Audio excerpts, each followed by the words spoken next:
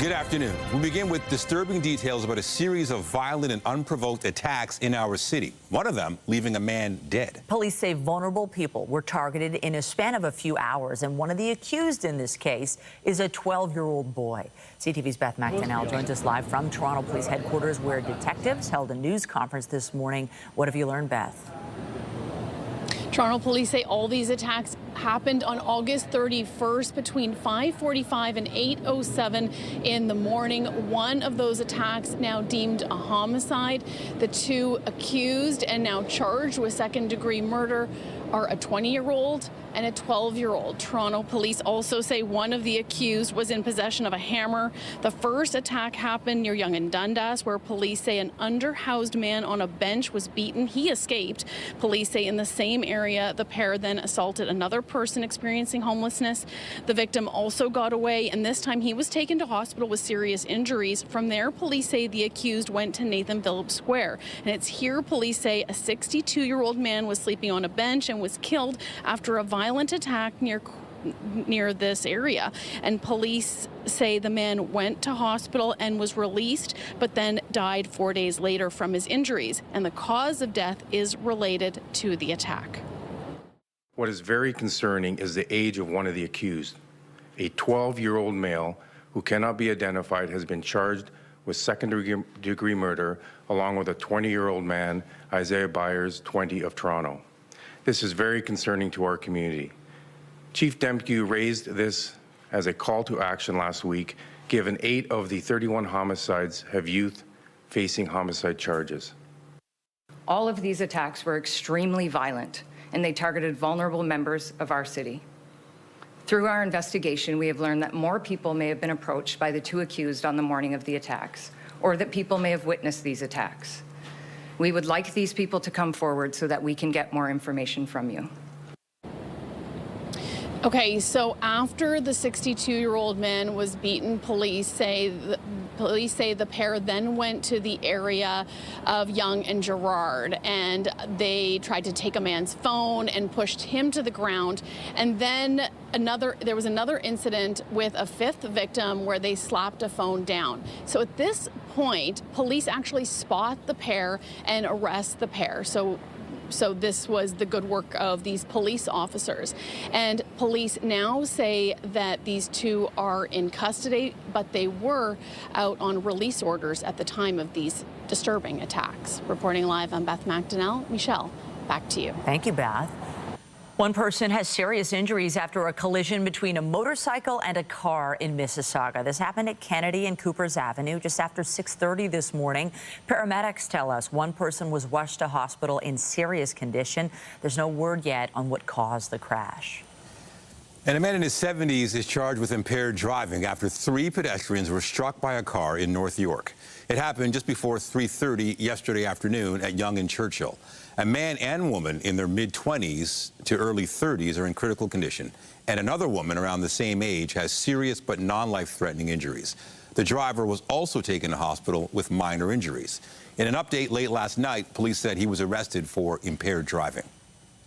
We turn to questions about what's next for the Ontario Liberal Party. This after leader Bonnie Crombie announced she will be resigning following a weak show of support at the party's annual general meeting over the weekend. CTV's Queen's Park Bureau Chief Siobhan Morris joins us live with the latest. You have to wonder what's next for her and the party. Yeah, I mean, a lot of questions here. Certainly Bonnie Crombie, I think we'll see a lot less of her over the next year or so, or until a successor is chosen. But another period upheaval here for the Liberals. This will be their 3rd leadership contest since 2018, when they lost control of government. What that race looks like, we still don't know. But we are hearing from MPPs, Liberal MPPs, in the last half hour. They're trying to push back on this story that's emerged that there was a caucus revolt when Bonnie Crombie met with them yesterday to discuss the possibility of staying on or leaving as leader. In the last 30 minutes, the caucus has released a statement thanking Crombie for pouring her heart and soul into what it means to be a Liberal. They say that Crombie did ask for their input, but stressed there was no revolt. Crombie actually decided to leave some hours after saying she would stay on. She only picked up 57% of party support in something of a leadership review that was scheduled after the election that was held over the weekend. weekend. There's no answer right now from the party about when exactly a leadership contest will be held. I spoke to one young Liberal who said it was clear, based on the results of the recent election, that it was time for a new leader. It's great that we got official party status back, but if we really want to make the inroads with Ontarians and actually have a chance of forming government in the next election, I think it's best to have a new leader that's able to resonate with Ontarians more. What the party really, really needs is someone who can light the lamp, someone who has the political talent to break through, to get noticed, to take the fight to Doug Ford. Now, there are some names being discussed in these early few hours of just the race not even being called yet. And top of that list is Nate Erskine-Smith. He was the runner-up in the last Ontario Liberal leadership vote. He is now still a current MP for the Liberals. He was coy when asked on Saturday what his future plans are. Karina Gould's name also came up, also a Liberal MP, and she ran for leadership of the Federal Party earlier this year, coming in third. Reporting live from Queen's Park, I'm Siobhan Morris. Nathan, back to you. Thank you, Siobhan. And it's a big day in the nation's capital. MPs are back in Ottawa as Parliament resumes. And for the first time, Prime Minister Mark Carney and Conservative leader Pierre Poilievre will face off in the House of Commons. Those details still ahead. But first, let's take a live look at the city this afternoon. It is Monday, and we are embarking on a week with all kinds of sun and warmth that really will feel summer-like. Lindsay Morrison is here with a look at the current conditions. Maybe it's fitting, because isn't this the last full week of summer? It is the last official week of summer, Michelle, and boy, is it going to feel like this season this week. Today as well. In fact, it's already humid. It's 21 degrees in Toronto. Feeling more like 25. As the week goes on, it's going to start to feel closer to 30. So the temperature, a big part of the story. We are calm as far as winds are concerned. Wind direction coming out of the east, not amounting to a whole lot.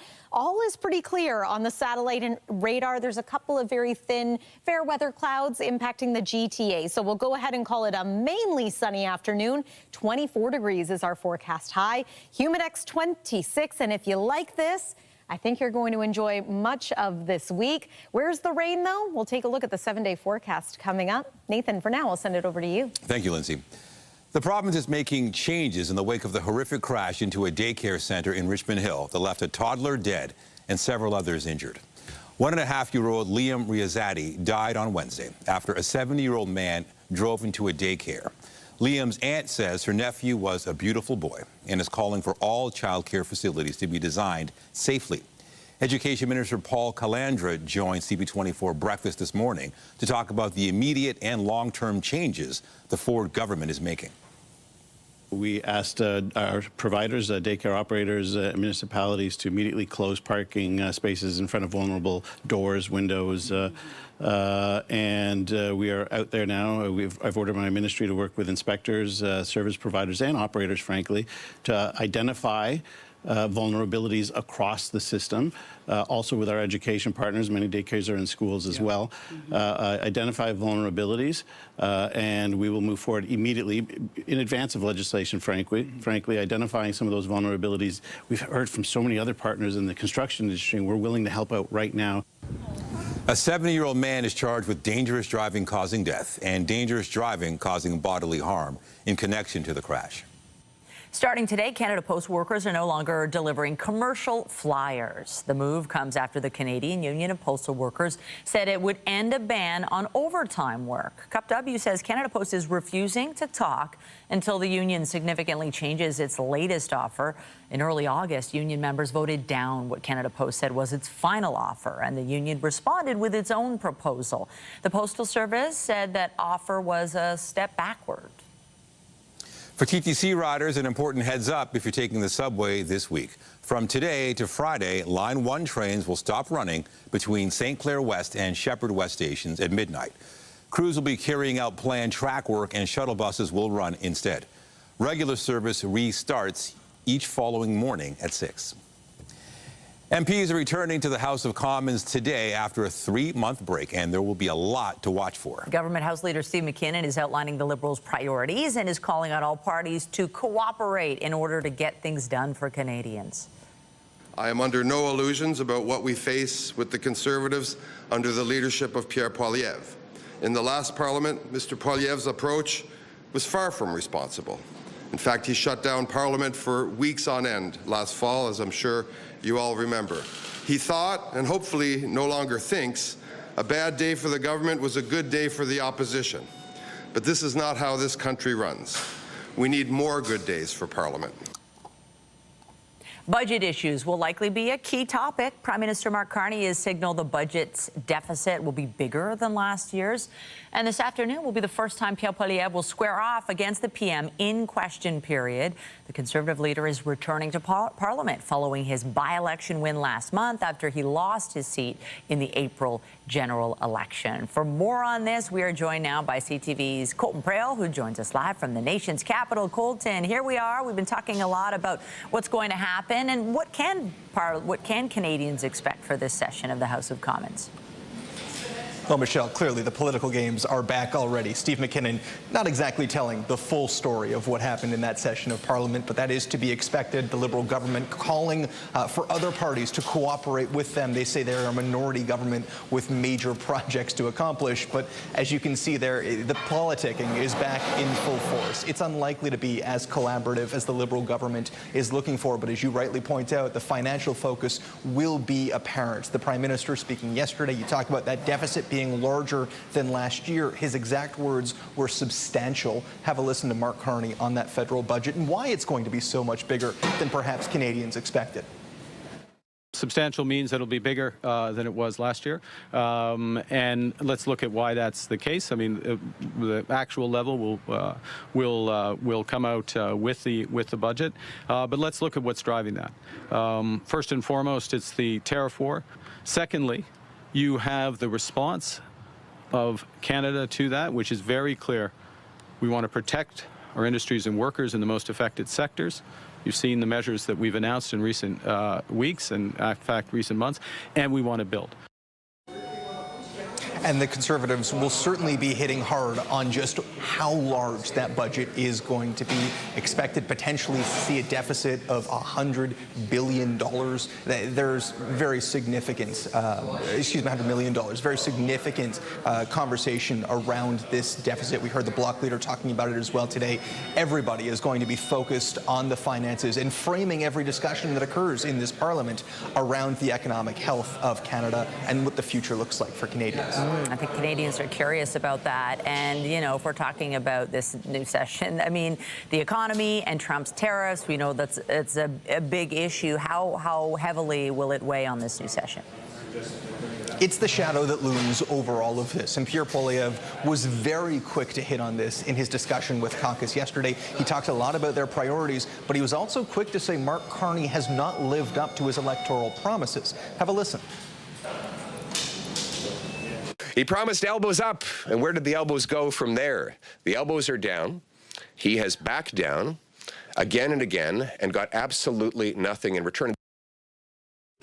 And what's interesting about this is that it's going to be the wedge, it's going to be the bat that the opposition are able to hit the Liberal government with consistently. But more than that, the economic framing of all of these discussions about the health of Canada's economy, about what needs to be done to build up our nation, all of that is going to have a really important role to play moving throughout this entire session. It's what all of this is going to be framed around. And this is a very unique session of Parliament because, as David Coletto from Abacus Data puts it, unlike in the past, on economic issues, it's not necessarily a cut and dry win for the Conservatives. Have a listen. This is maybe the first time in a really long time where Conservative politicians aren't necessarily ahead on the economy, where you have a Liberal leader and a Prime Minister who is Liberal, who many Canadians actually think is the best at managing this issue. So that's unique for the Conservatives. And so where do Trump's tariffs come in through all of that? Well, the longer there isn't a trade deal, the more Pierre Poilievre can use that fact to chip away at that image of the Prime Minister, to chip away at that belief that he is the man to lead Canadians through this tumultuous economic time. It's really a waiting game or a long game for the Conservative leader to try to position himself as the answer that Canadians are looking for. That's what's going to make so much of the discussion around not just the tariffs, but every economic issue issue that's going to come up this fall really unique in the way that it's discussed compared to years past. Well, these sure are interesting times. CTV's Colton Prell, really appreciate you setting the table for us here. Have a great day. Anytime. In the Middle East, Qatar is hosting leaders of Arab and Islamic nations today. They're hoping to present a united response to Israel's attack on Hamas leaders in the capital last week. But it remains unclear just what the summit will be able to achieve, given some nations already have diplomatic deals with Israel. Leaders from Syria, Iran, Lebanon, Sudan, and Iraq are among those at the summit. Qatar has been serving as a key mediator in an effort to reach a ceasefire in the war. The U.S. Secretary of State is heading to Qatar after meeting with Israel's Prime Minister today. Marco Rubio was in Jerusalem for the meeting with Benjamin Netanyahu. There were no signs of American frustration or annoyance with Israel's latest moves, but President Donald Trump had made clear his displeasure with Israel's unilateral strike on Hamas in Qatar. Today, Rubio and Netanyahu both said peace in Gaza requires the defeat of Hamas and the return of all hostages, rejecting calls for an interim ceasefire. Back here at home, an Oakville family that's been in Canada for years is concerned about an impending deportation to Jamaica. They built a life here, and the eldest son dreams of joining Canada's Olympic team. And as CTV's Kamal Karamali reports, they believe leaving the country could put them in grave danger.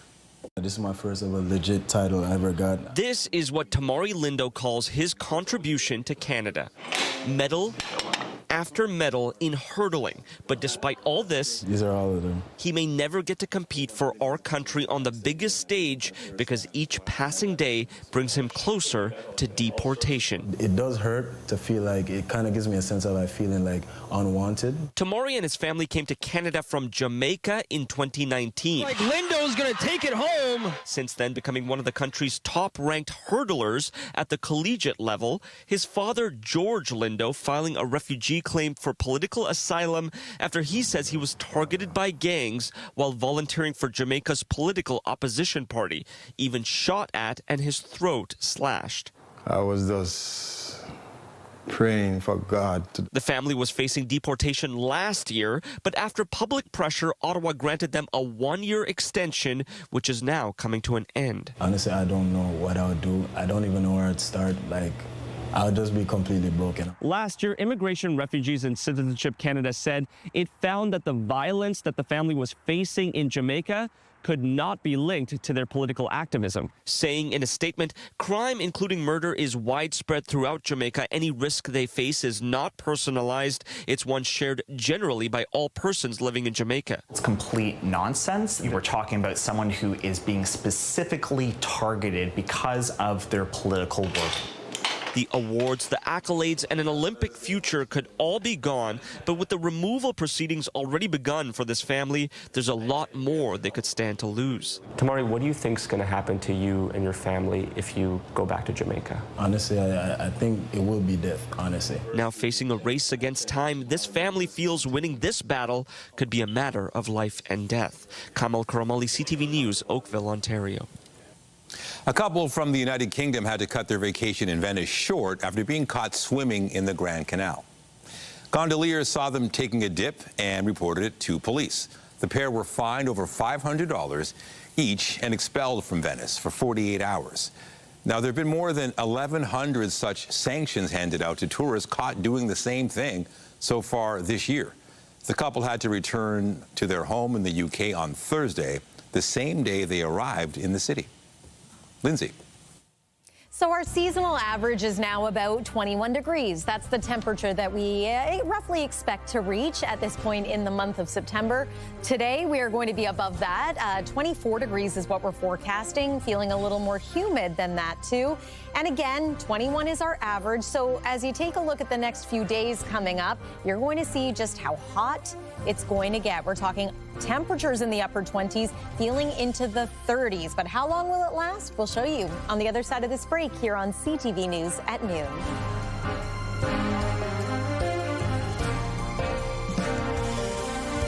When you see it happen, send it to CTV News. Text 10400 from your screen to ours. Text 10400. Oh, well, we're coming off a lovely Sunday, and this beautiful trend continues. It was so nice. I actually went out and did some errands on Sunday and thought I got to go back outside just to walk around. I think so many people maybe change some plans. Like, we got to do more outside. We did bike rides on the weekend. We swam. It's like all the things. September has been stellar for the most part. Yeah, I'm so happy to hear that. Everyone outside enjoying. And I would say get outside and enjoy this while you can, but boy, oh boy, we have many more days like this in store for this week, maybe beyond as well. We are missing a little bit of precipitation. You'll find that the next 7 days are quite dry. But at the same time, I don't think too many people are complaining, given that we have so many months of precip and cold weather ahead. Weather is brought to you by the Presler Law Firm. Injury lawyers, you don't pay unless they win. Beautiful start to the day this morning. There's our sun rising. And yeah, we did have a few clouds in the mix earlier on too. Those have, for the most part, since dissipated, and we're going to see mostly clear skies through the rest of this afternoon and really through the rest of the week. Wait until you see what the 7-day forecast looks like. But let's begin with a look at the current satellite and radar. Not much to show you, and that's kind of the whole point. High pressure is going to be dominant for us really the next several days, perhaps into the weekend as well. Active weather well to the northwest and to the southeast, but not impacting us here in the lower Great Lakes. Forecast radar, yeah, a little bit of cloud drifting in and out. Partly to mostly sunny skies is what we're expecting in the short range forecast. Maybe a little more cloud heading into the weekend and cooler temperatures by then too. We've just added a degree. We're at 22 degrees this hour in Toronto. It's already 24 in Windsor, feeling like 30, and it's 22 degrees in Kingston, 20 in Wyerton, 18 degrees this hour in North Bay. Here's your evening forecast. So this is around 6 p.m. tonight. Reminder, the sun now setting before 7:30, so you'll find the 7 o'clock hour not quite as bright. Overnight tonight, forecast low is about 14 degrees, so it's not just the daytime highs, it's the overnight lows that are warmer than normal too. Clear skies, and then tomorrow, beautiful sunshine. Once again, an easterly wind that's not going to be all that gusty. It's just very calm and pleasant, enjoyable outside. 24 degrees is going to feel more like 27 in the GTA, but the forecast high in places like St. Thomas, Goderich, for example, 27 degrees feeling like 31. And we're going to start to tap into some of that heat as the week progresses. So let me show you the 7-day forecast. By about Wednesday and Thursday, we are feeling the heat. It's going to feel like 28 on Wednesday. Going to feel like 30 by Thursday, and the run of sun continues into the weekend. A little bit of an increase in cloud for Friday, Saturday, Sunday. Notice that it's cooler, so seasonal or slightly below into Saturday especially, but no measurable rain over the next 7 days, at least for now. Michelle, I'll send it over to you. Thank you, Lindsay. Tributes continue to pour in for a longtime Canadian broadcaster and beloved member of our CTV News family. Beverly Thompson passed away Sunday morning after a long battle with cancer. CTV's Adrian Gobriel looks back at her life and her contributions to journalism in our country. This is a little reunion here on the docks in Halifax. For more than 3 decades, Beverly Thompson guided Canadians through historic moments across the country and the world. Welcome to America's Choice 2016. I'm Beverly Thompson. Raised in the Toronto area, she began her career away from the camera at a small radio station. And I thought I'd hit the big time. It was in Newmarket, north of Toronto. And it was in a small strip mall underneath a laundromat. It was not very good, and that was great because I was terrible. And I don't think anybody was listening. Oh, that's not true. My dad. Under cross-examination, from there, Thompson began to learn 3 pillars of what she said guided her career: perseverance, passion, and patience. I don't mind you shaking your head. Let's go. In the past year, there were half a dozen charges laid. Eventually earning her first on-camera position as a local reporter with CTV News Toronto. Hundreds of police officers are expected to attend the funeral in Niagara Falls Wednesday morning. Until one night, she suddenly found herself on the anchor desk. He said, "Our anchor didn't show up. We need you now."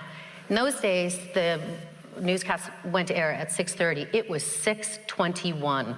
Thompson never looked back. World Beat News with Tom Gibney and Beverly Thompson. She was at the helm of the weekend anchor desk at CFTO before moving to Global News in 1997 to anchor their flagship Toronto newscast for 7 years. We have somebody that we'd like to introduce you to. In 2003, Thompson returned to CTV. This morning in Halifax, please welcome Bev Thompson as co-host of Canada AM. Station, this is Canada AM host Beverly Thompson. How do you hear me?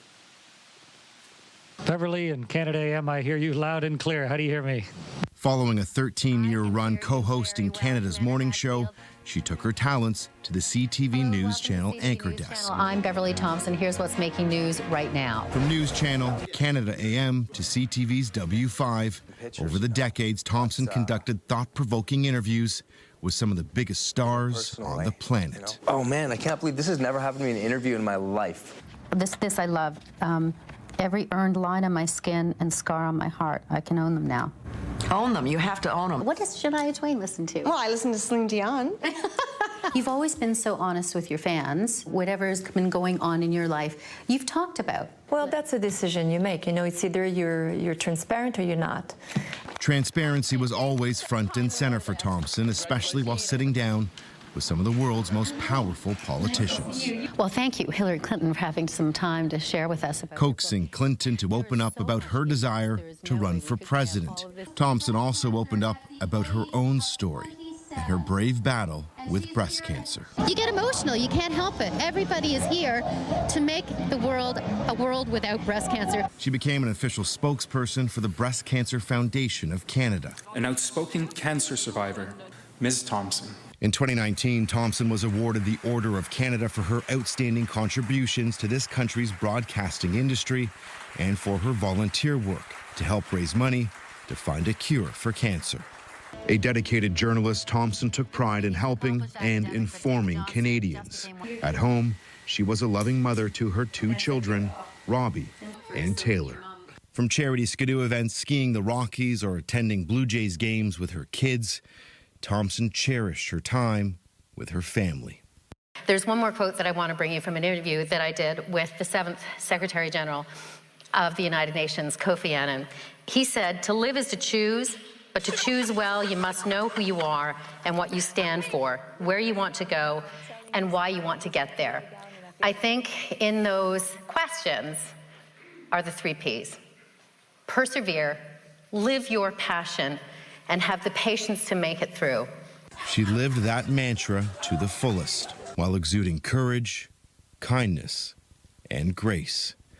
Adrian Gabriel, CTV News, Toronto. And since Bev's passing, there have been beautiful tributes from former colleagues and friends. A joint statement from her 3 Canada AM co-hosts reads in part, "People would ask us all the time if Beverly Thompson was as nice off camera as she was on Canada AM. Well, she was. She was also a total pro, a committed and passionate journalist who persevered at work and in life." Celebrated fashion journalist Jeannie Becker posted online, "Bev was class and sunshine personified, a true lady who lit up every room she graced." And in a statement, Bell Media's VP of News, Richard Gray, said, "Bev Thompson was a trusted voice to Canadians," adding, "For decades, she always made a significant impact across the country with her vocal support and advocacy for cancer charities." Stay with us.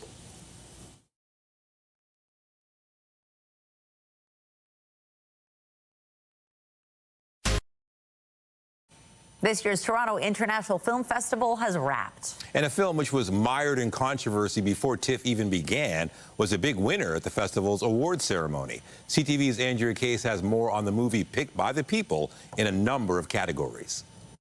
And the 2025 People's Choice Documentary Award, presented by Rogers, goes to The Road Between Us, The Ultimate Rescue, directed by Barry Average. Of the win, director Barry Average said he felt vindicated. The film, which was invited to the festival uninvited and then re-invited, won the People's Choice Award for Best Documentary. And Cameron, where are you? You're right over there. Thank you. I appreciate everything that TIFF has done for us. The most exciting thing, again, was being in the theater and feeling the love immediately that day. And to win this award to me, amplifies that experience. The film opens October 3rd, and hopefully more audiences come out and see the film. That's what it's about, dialogue and conversation. The winner of the People's Choice Award presented by Rogers is Hamnet, directed by Chloe Zhao. The people chose Chloe Zhao's Hamnet as the best film. Zhao attended the film festival but left before the award presentation. Good morning, TIFF. Unfortunately, this is how her acceptance speech was played back.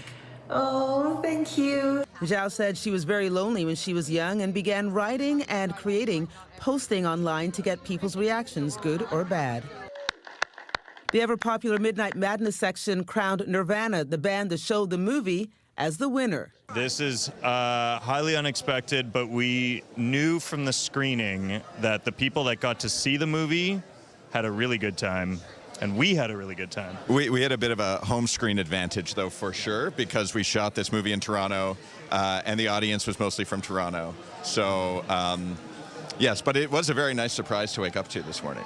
The Best Canadian Feature Film Honorable Mention Award went to Min Suk Lee's There Are No Words, which tackles the subjects of race, domestic violence, and suicide. For TIFF to recognize There Are No Words in the Canadian Features category is a significant honor, not just for my mother, but for immigrant working-class women around the world, and in Canada in particular, whose stories are often not part of the archives. Andrea Case, CTV News. Staff at a local bar in southern Ontario were left starstruck when an unexpected visitor showed up. Chicago Pub and Billiards in Cambridge said they had no idea Justin Bieber was coming by, but were happy to host him for an evening out. They say he played pool with a friend, did some karaoke, and posed for photos with fans. After Bieber shared a picture of him playing at one of the billiards tables, the pub says customers began pouring in to catch a glimpse of the celebrity.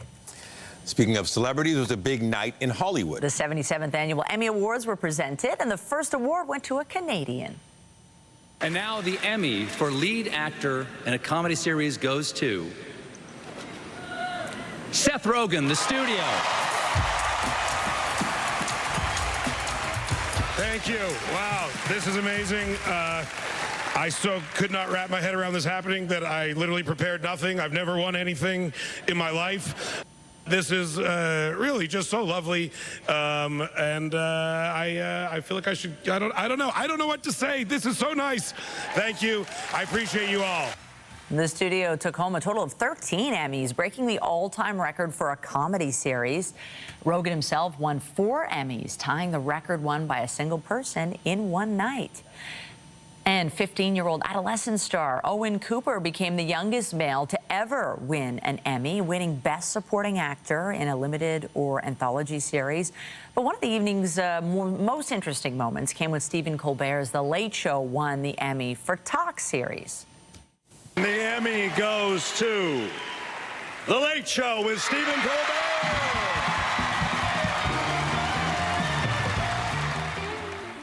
The win was even more poignant and ironic given the decision earlier this year by CBS to cancel the late night show. During his acceptance speech, Colbert mentioned he initially wanted the show to be about love. At a certain point, and you can guess what that point was, I realized that in some ways we were doing a late night comedy show about loss. And that's related to love, because sometimes you only truly know how much you love something when you get a sense that you might be losing it. And 10 years later, in September of 2025, my friends, I have never loved my country more desperately. God bless America. Stay strong, be brave, and if the elevator tries to bring you down, go crazy and punch a higher floor. Those are some of the highlights, but is there an Emmy moment that's taking over social media? For that, we're joined by Sam East, host of 99.9 Virgin Radio, and our Monday segment, Chronically Online. Hey, Sam, good to see you. So I'm sure you watched. Was there a moment that really stuck out? There's a trio that's getting a lot of attention right now. It seems like people in the audience were really keen to keep their phones on them because moments kept happening. The stars of Only Murders in the Building. So we know about the winners, but what about the behind-the-scenes moment? Selena Gomez, Martin Short, Steve Martin as well. They were trying to get a picture together, but Jake Gyllenhaal and Cate Blanchett were trying to duck out a way to get this moment. Benny Blanco, Selena Gomez's fiance, also right beside her. This moment was shared over and over again, absolutely viral on social media. But also another moment that played out involved some lip reading. We have the clip of that as well, where Martin Short was seen texting someone, a very innocent moment, of course, but it looks like Selena Gomez is talking about this moment with her fiance, and she says, Marty's texting Meryl, as in the Meryl Streep. Now, it hasn't been confirmed that Martin Short and Meryl Streep are together at this point, but moments like this just fuel the fire that they are indeed an item. And we're keeping an eye on it. It is possible. And it wasn't just rural Ontario that got a taste of the Northern Lights last night. Yes, so it seems as though there was a spotting of the Northern Lights right here in the GTA. Someone in downtown Toronto shared this photo on X. This is, of course, the Toronto skyline shot, and very faintly, even though we do have light pollution, there was some sighting of the Northern Lights. Now, I've been scouring the internet and different threads to see if other sources can verify this.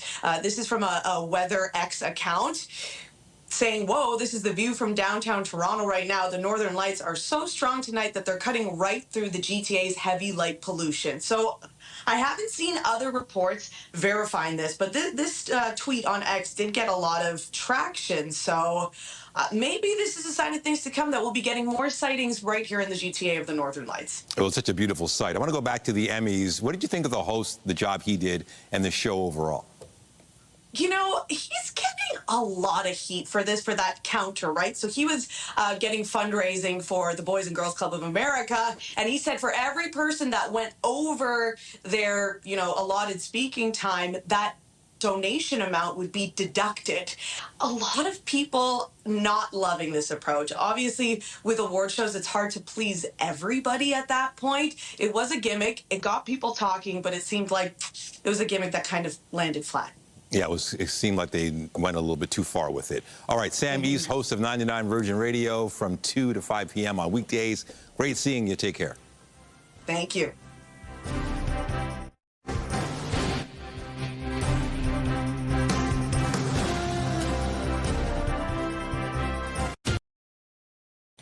Well, there's no question. Languages evolve. Just compare Shakespeare to the way we talk right now. Very true. For over a century, linguists have argued those changes are driven by little kids.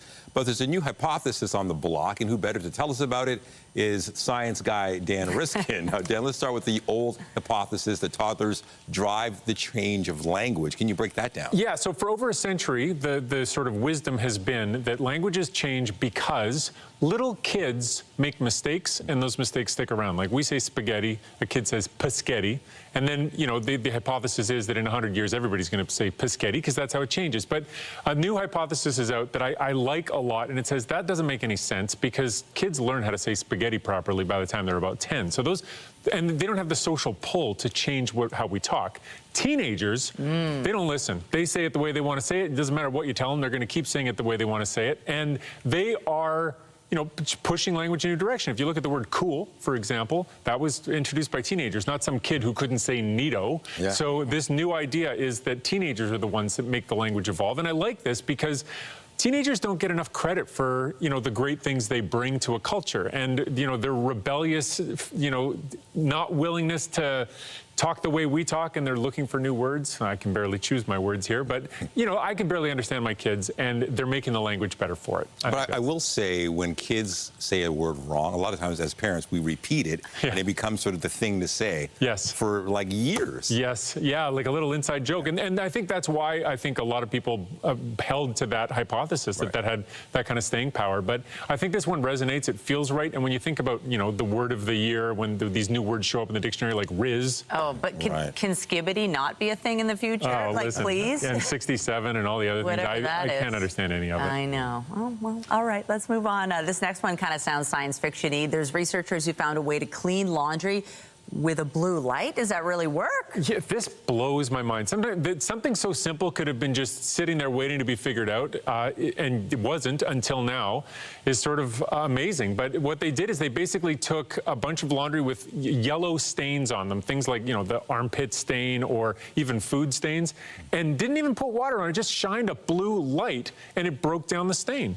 And then you put it through laundry after there and everything comes right out. And it works much better than just doing laundry by itself. They tried ultraviolet, that damaged the fabrics, but blue light, really intense, bright blue light had this effect. So who knows, maybe when we buy a model of laundry machine in the future, it'll have a sort of blue light phase before it adds water and cleans your clothes that way.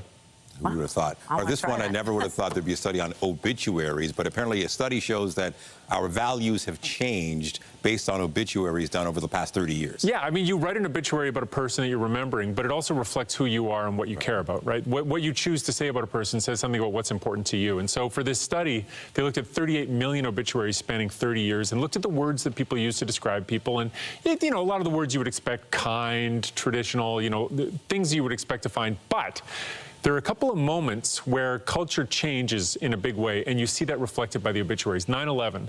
Before 9/11, people would use the word security. They would talk about how someone is a protector. Right after 9/11, that drops right out. You don't see that language anymore because people just didn't feel as safe as they did before. And so it was hard to say, I feel so safe thanks to this person.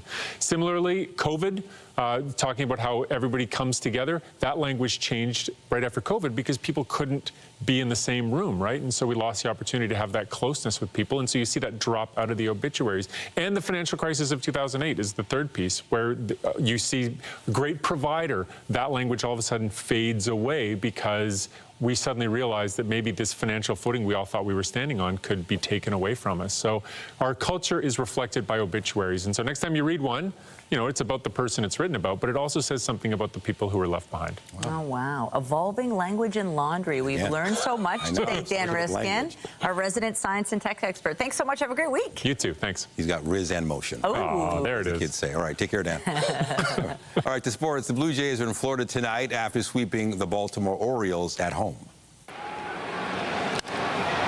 This is well hit, slicing down the left field line, and it drops in fair. Springer in to score. Lucas right behind him. Guerrero on his way to the plate, and it's a 3-run double for Addison Barger. The Jays scored 6 runs in the 7th inning of yesterday's game, including a 3-run double by Addison Barger. They went on to defeat Baltimore 11-2 to sweep the series. The Jays begin a 4-game series against the Rays in Tampa tonight. And that is when the Jays' top pitching prospect is set to make his major league debut. Trey Savage will start tonight's game against the Rays. Manager John Schneider says the 22-year-old won't have his innings limited, and his role with the club will be determined after the game. Savage has made 25 appearances in the minor leagues this season and owns a 3.58 ERA as well as 160 strikeouts. A Canadian has defended her title in the women's hammer throw at the World Athletics Championships. Cameron Rogers won her 2nd straight gold in dominant fashion today, breaking her own Canadian record with a throw of 80.51 meters. That was yesterday. Afterward, the 26-year-old from Richmond Hill, Richmond, BC, said she thinks she's feeling every single emotion under the sun all at once and believes the result was everything they could have hoped for in a competition. Rogers now has 2 World Championship gold medals to go with her Olympic title at the 2024 Paris Games. I'm Jessica Smith. We are live here at the Rattlesnake Point Golf Course in Milton for the Leafs and Legends Charity Classic Golf Tournament. We've seen the likes of Max Domi, we've got alumni Daryl Sittler, and newcomer Dakota Joshua all here hitting the green for a great cause. Coming up, we'll have more on the MLSE Foundation's efforts to remove systemic barriers from hockey. Members of the Maple Leafs are gearing up for the upcoming NHL season. But before they hit the ice, they're going to hit the links. CTV's Jessica Smith is at Rattlesnake Point Golf Club for a special charity event. Jessica. It is a perfect day for golf, as Lindsay's been talking about. We have lots of sunshine out here, but we are down here supporting the MLSE Foundation, and there are over 250 participants. We have Leafs legends, you've got current players, alumni, and supporters all out here hitting the links today for a fantastic cause. Now, events like this help create positive outcomes for youth in the community to help them reach their potential in sport and outside of it. Leaf Nation and the Leaf brand is so strong, and back when I played and started, you know that it's important to give back to the community. And these opportunities are there all the time, and we all have a choice every day you get up whether you want to be involved and participate in it. And I've learned over my life, like, if you sit on the sidelines and do nothing, probably nothing's going to happen, but you get involved, you can make a difference. I would say diversity. So we've been leaning a lot into diversity with our hockey coaches education program. And essentially it's a program that removes barriers for BIPOC youth. All the proceeds raised today at the tournament go to the MLSE Foundation and those efforts to help remove systemic barriers. Reporting live, I'm Jessica Smith. I'll send things back to the studio. Great cause. You know, if you have a good slap shot, you could probably drive a golf ball too. You have to think, yeah, when you're a good athlete, it kind of relates to all different sports. Oh, to be golfing today, how stunning. And all week, really. Pick your day this week. You can take any of them. Hit up the links. Fair days on the fairways coming up. But let's one more time talk about today, and more specifically tonight, if we're going to be above seasonal once again with clear skies, 14 for the low. 24 degrees once again is our forecast high tomorrow, but we expect it will be a little more humid. Look at all the sunshine, in fact, for the next 3 days. If you're going apple picking, you might leave the flannel at home. It's going to be feeling a lot more like summer than fall, really over the next 7 days, right into next weekend. Nathan and Michelle. All right, thanks, Lindsay. And that is CTV News at noon. Remember, you can get Toronto's breaking news all day long on CP24 and at ctvnewstoronto.ca. For Lindsay Morrison and the whole team here, have a pleasant afternoon. I'm Michelle Dubé. And I'm Nathan Downer. Be sure to join us later for CTV News at 5 and 6. Have a great afternoon.